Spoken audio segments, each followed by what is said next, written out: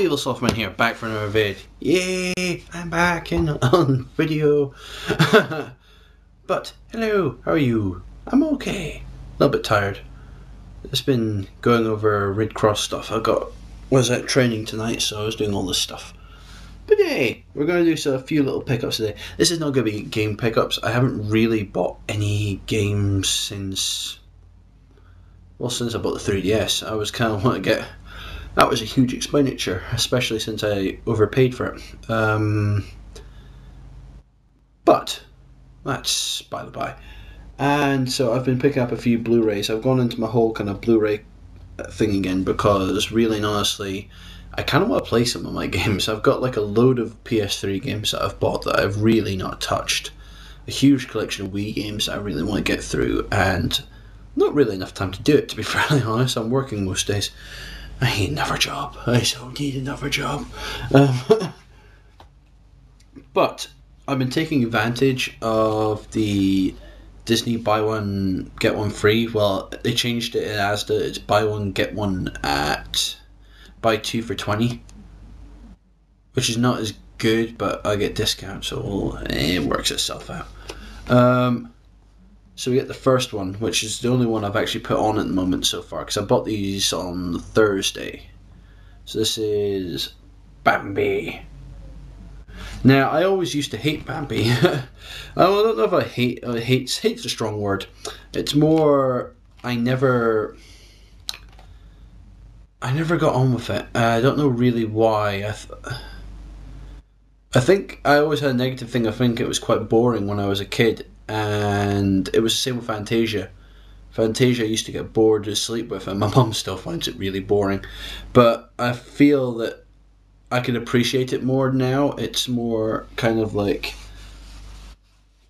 especially the artistry. I watched a documentary on the making of this, and it really does make you appreciate just how much work they went into. It's like how very much abstract the backgrounds are, so you can have so much detail in the actual foreground characters and everything, and the music is so good.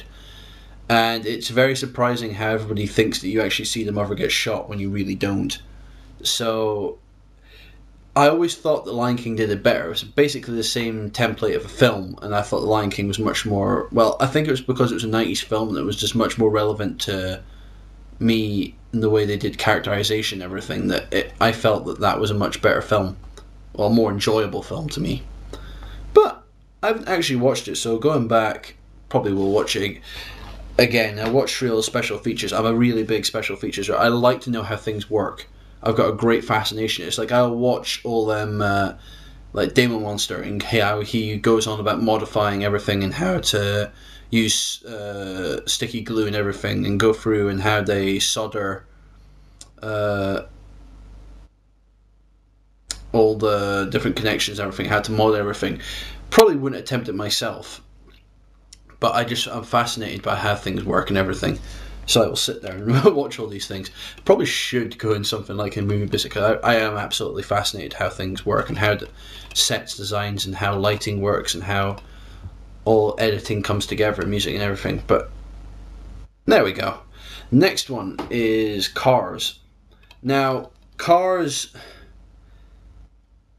as it's one of the other Pixar films that basically is copying from another film. It's like how you had Bug's Life as copying Seven Samurai, and this is copying Doc Hollywood. And Doc Hollywood I absolutely love. I have it on DVD. It's one of Michael J. Fox's better films.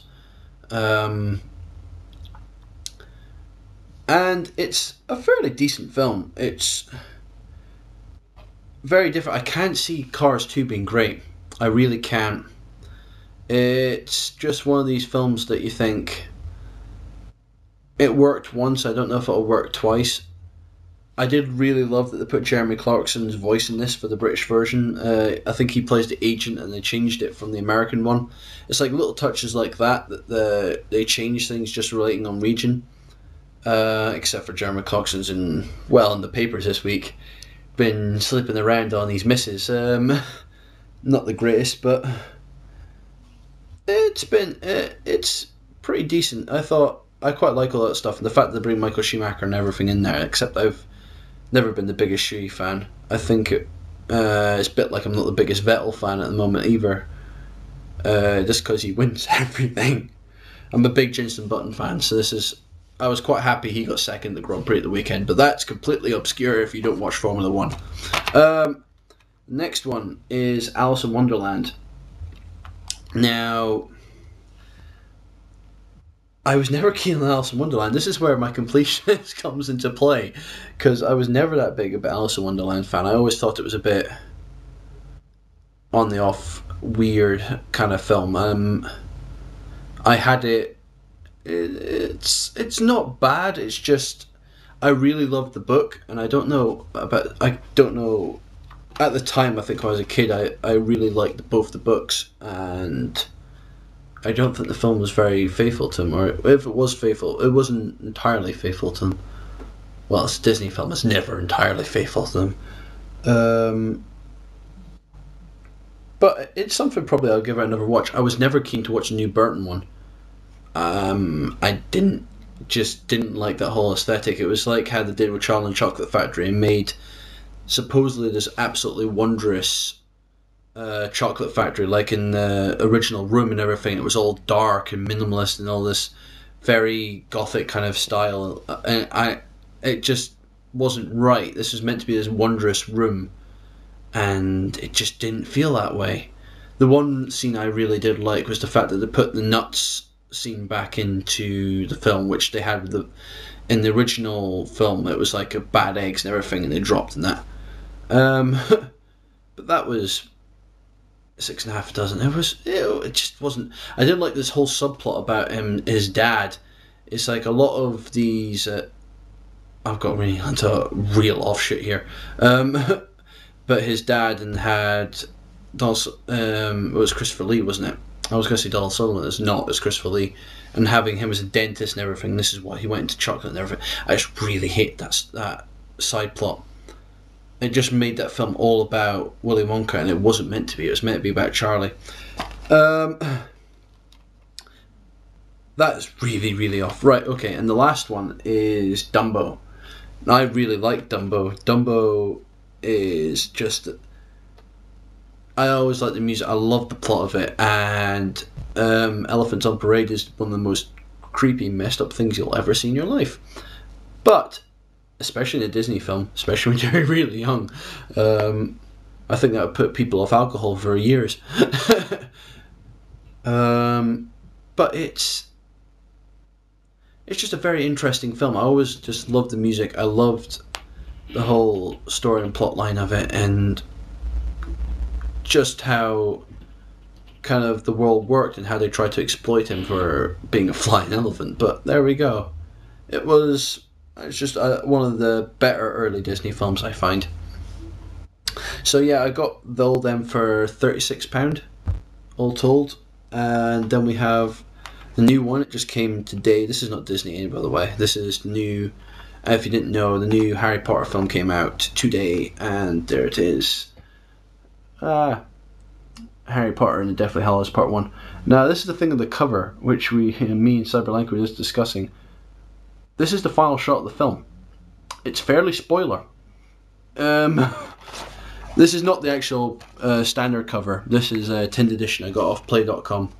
But even so, if you've never actually watched the film, if you didn't go to see it in the cinema, that fairly spoils stuff, because that is the final shot of the film. I really, really love that film. It was... I think because they've split it up and they took their time, there's so much more information in that film from the books, which it's one of these things that if you haven't actually watched the films or read the books, you're completely lost, because it just references things without actually telling you what they are. It opens up the Marauders map, and if you didn't know what the Marauders map was, that's going to make no sense to you. It's like the invisibility cloak or the Philosopher's Stone. It just references lots and lots of things. I like all the special features in there. There's so many stuff that's like in depth, and talking like with the stunt teams and everything.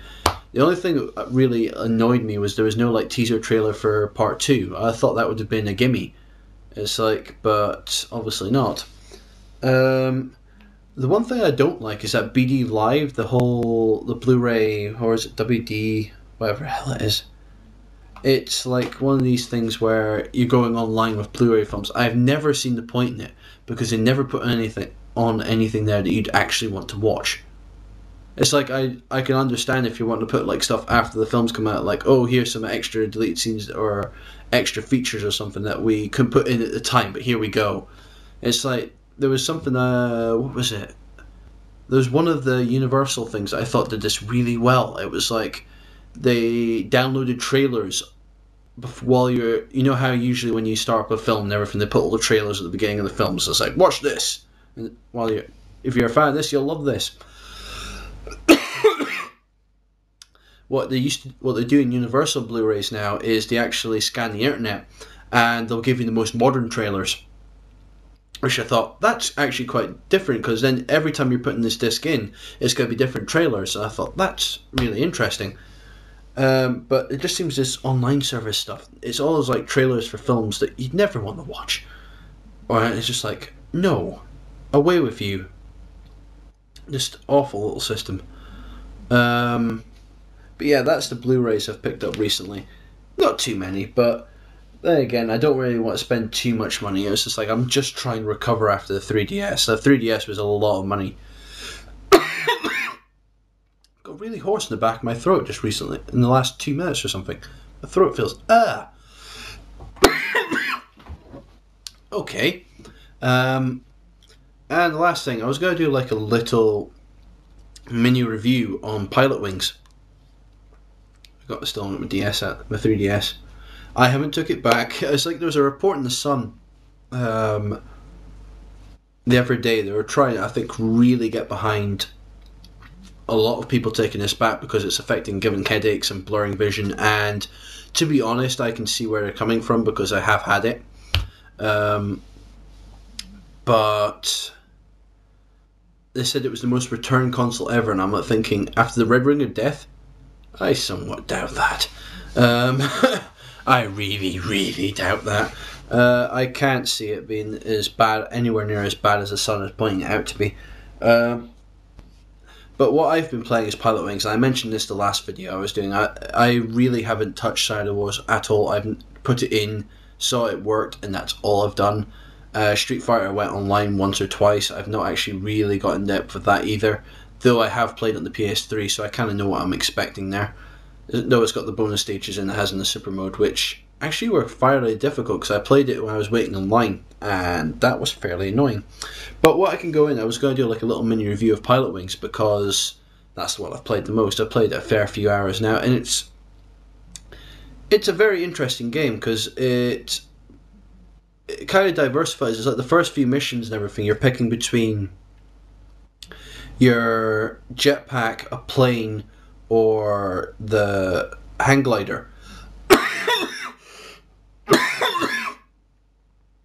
And with this hang glider, and it was just like I love the hang glider levels. I just find them really peaceful.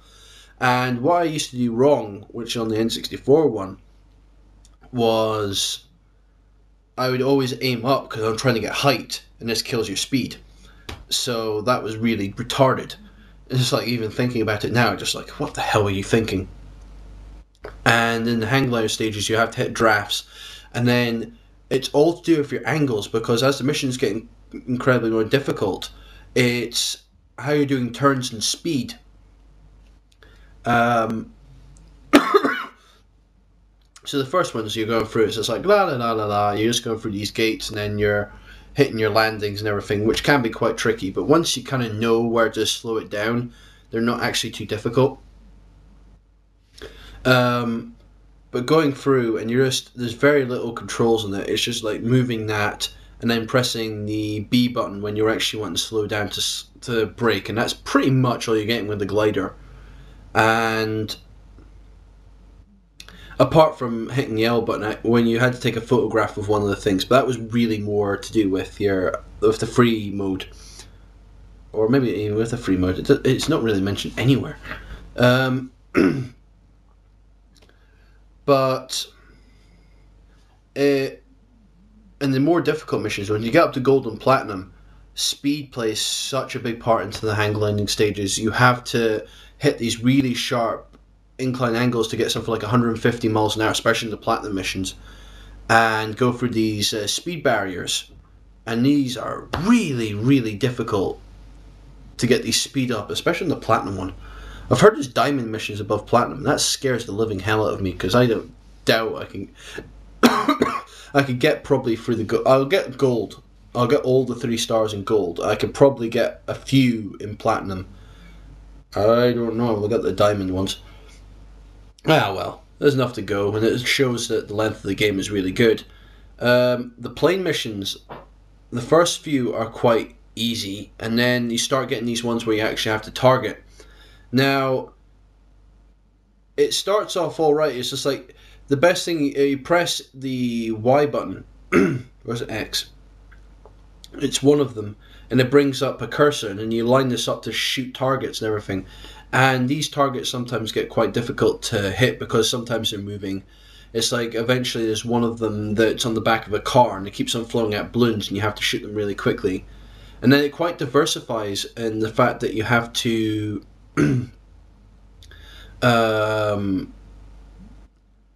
actually... Oh, I lost my train of thought. There's one where you actually have a fire mission, and you actually have to spray water on these fires, and you have to do it in such a way, an angle. You have to actually time the angle exactly, because if you do it too late or too early, you only, well, maybe minimally take out the fire, or if you take it out, you're not going to get as many points for it. You have to hit like an optimal kind of range of target to actually get your 10 points for it, for each one. And then you have to plan your route accordingly so that you can actually get back in the quickest possible time, because you're still timed for each stage in that. The jetpack is the one I always have the biggest trouble with. It's basically,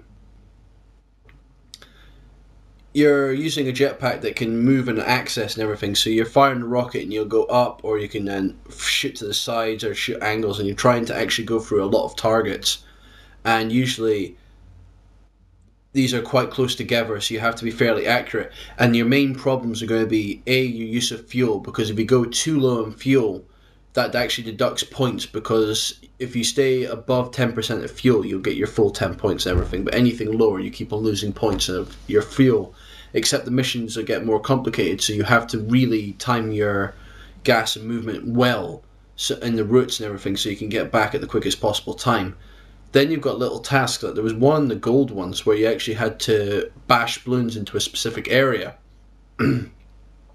which I'm finding really tricky at the moment, because I can do it, I just can't do it in a quick enough time, or a quick, effective enough time to actually get all the, without using up a lot of the fuel or doing it too slowly and everything. But I can do the mission, it's just doing it to a good enough standard.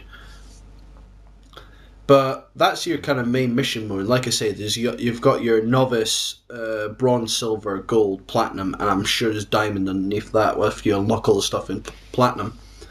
And then you've got your free mode.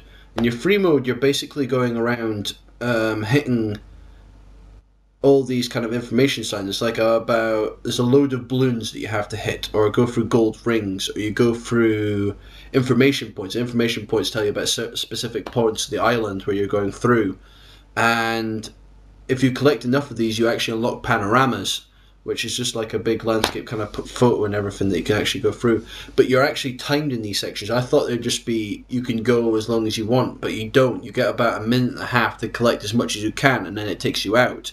Well, it does in the hang gliding sections. I haven't tried it with anything else.